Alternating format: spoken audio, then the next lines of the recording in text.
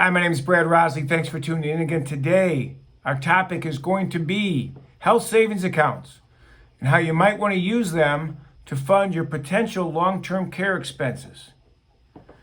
So if you've watched a lot of my videos, you know that several times I've produced videos on why I love health savings accounts. I think they're unbelievable vehicles for savings, especially when you look at the tax advantages. Recently, I looked at my HSA balance and I was kind of blown away. I've got an account with TD Ameritrade and I've got literally 186,000, now it's 189,000 as I last checked, in my health savings account that I started probably 15 years ago. And I'm scratching my head, what am I going to do with all that money? I'm only 56. I've got a long way to go until I'm ever going to need that money. And then it hit me. What if I use this to pay for long-term care should my wife or I ever get really sick and need it? So let me take a step back and give you a little story about health savings accounts, and then I'll explain how to use it for your long-term care. I started using health savings accounts a number of years ago because my insurance premiums skyrocketed for my family. And that's not because we were sick. It really happened, the major jump happened when Obamacare hit us. And all the expenses went through the roof on premiums. Well, I did some research before this video to see if that was still the case. And for my family of 5 that doesn't have any serious health conditions at all, if I took a Blue Cross Blue Shield insurance policy with a $750 deductible annually for a family and compared it with a $5,000 deductible, what would the difference in cost be? And it was roughly $1,000 a month savings in cost and premium. You know that when you pay insurance companies more premium for the lower deductible and you never use it, you don't get your money back. Okay, so why not take that premium savings and keep it in your own name in case you need it? Unfortunately, you're limited as to how much money you can put into a health savings account. It's $3,600 if you're single and under 50, and it's $8,200 if you're married over 50, because there's a $1,000 bonus you can put in. So here's what you do. You sign up for a high deductible health plan, you take the premium savings and you bank it into a health savings account, and whatever you put in there is income tax deductible. Great start. Then you move some of the or all of that money into a HSA brokerage account. There are a lot of companies that offer these. I'm not going to go into all the names today. You can ask me questions about it later. I'll be glad to help you with that. Now, once the money's in the brokerage account, like my money's in a brokerage account at TD Ameritrade through HSA Bank, you can buy stocks, bonds, mutual funds, ETFs, whatever you can buy at the brokerage account, you can buy and put inside your account. And guess what?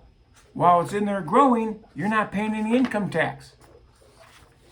I don't want to ever touch that money for any of my healthcare expenses. I don't want to use it for my dentist. I don't want to use it for my doctor copay or anything else if I can afford it with other money. Here's a really nice benefit. You can keep your receipts, store them in the cloud somewhere. And if something comes up and you don't have any money, you can cash those receipts in and get your money out of your HSA, assuming those are qualified medical expenses, and reimburse yourself in cash from your HSA, income tax free. Follow me? It's amazing. So how does the long-term care part fit in? Well, the long-term care related expenses are qualified medical expenses. And they can be exorbitant. Thousands of dollars a month. They could be depending on the level of care and where you're getting the care and where you live.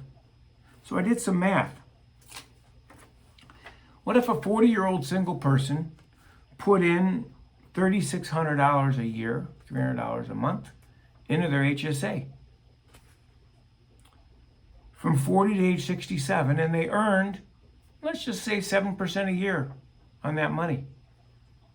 That would grow over those 27 years from 40 to 67 to approximately $286,000. Whoa, it's a lot of money. Now you can use that for other expenses. If you use it for something that's not qualified healthcare expense, you have to pay the income tax on it at that age, 67. But let's just say you don't need long-term care then. Let's say you had $20,000 of expenses that you had that were qualified over the years. You could reimburse yourself at that point if you wanted to from your HSA tax-free. Let's take that $286,000 and let's assume you're still in good health.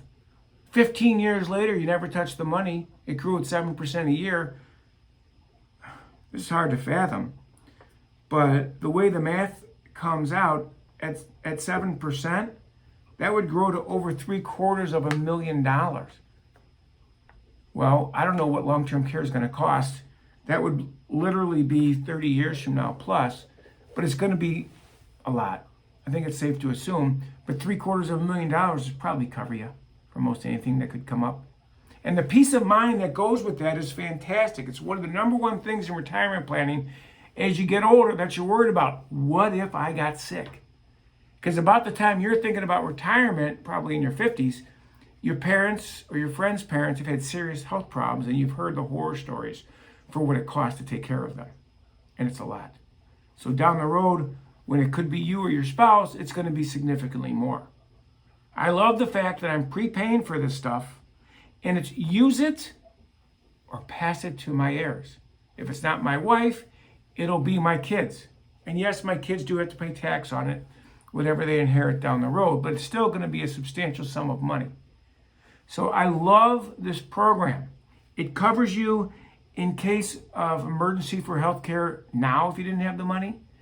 It doesn't add to your tax bill. As a matter of fact, the contributions subtract from your current tax bill, okay? They subtract from your current tax bill. It's deductible. The amount of money you put in a HSA, assuming you have a qualified health plan, is tax deductible. No tax as it grows, and it comes out for medical qualified expenses tax-free. You save on insurance premiums along the way if you go to a high deductible program. You'll save because you won't have to buy a long-term care insurance policy to protect your other assets because you're fearful of losing them all to a nursing home. You'll have this instead. And if you don't need the long-term care, you don't lose all those long-term care insurance premiums. You'll just pass that balance, which is thanks to a combination of your contributions and the growth of the account. You'll pass those on to your family, on to your heirs. So I love this program. I hope you do too. If you have questions, please go and ask them, and I'll make sure to reply to you. I've got a lot of other videos on HSAs and other ways to save money on taxes and how to grow your money. Oops, I've also written a book that you may have seen called Beyond Money. I published it a couple years ago. It was an Amazon #1 bestseller in its category. It's still available both to download and online to buy on Amazon. So feel free to take a look at that. And I blog at bradrosley.com. My company is an independent financial services business. It's in Glen Ellen, Illinois, a suburb of Chicago. But if you want to reach out to me and you have questions, I help people all over the U.S. So thanks a lot for listening today. I hope you benefit from this. And take a look at the notes to see what are qualified medical expenses and how those calculations are done so you can see how much money you might have in your future. Really appreciate you listening. Have a great day.